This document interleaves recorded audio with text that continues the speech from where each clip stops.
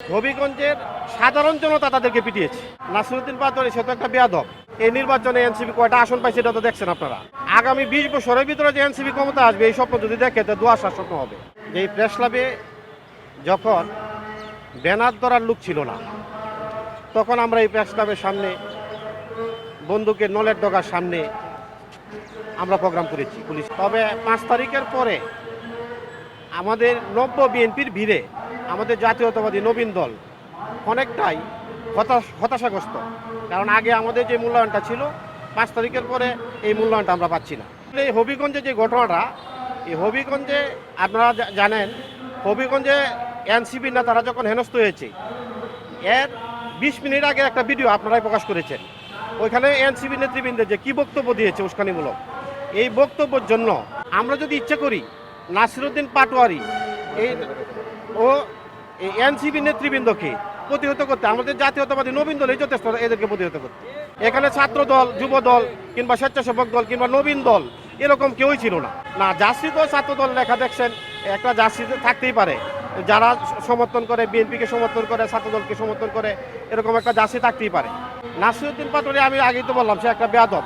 তারে ছাড়া যদি এনসিপি সারা বাংলাদেশে প্রোগ্রাম করে আমরা সহযোগিতা করবো, কিন্তু নাসিরউদ্দিন পাটোয়ারিকে ছাড়া প্রোগ্রাম করতে হবে।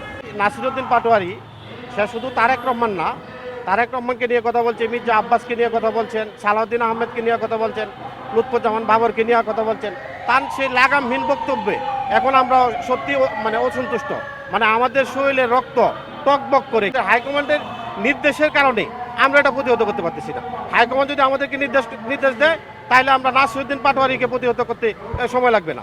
এনসিপি তাদের এই যে লাগামহীন যে বক্তব্য, তাদের মুখের ভাষা ভালো করুক, তারা প্রত্যেক জায়গায় যেখানেই যাবে সম্মান পাবে, সম্মানের সহিত তাদের সকল প্রোগ্রাম করতে পারবে। না, এদেরকে তো সাধারণ জনগণ, বাংলাদেশের জনগণ ভালো পায় না। জুলাইতে তারা আন্দোলন করেছে, জুলাইতে তাদের আন্দোলনের সাথে আমরা বিএনপি আন্দোলন করেছি, আমার সংগঠন আন্দোলন করেছে, কিন্তু কুরুচিপূর্ণ বক্তব্যের কারণে এখন দেশের জনগণ তাদেরকে পছন্দ করে না।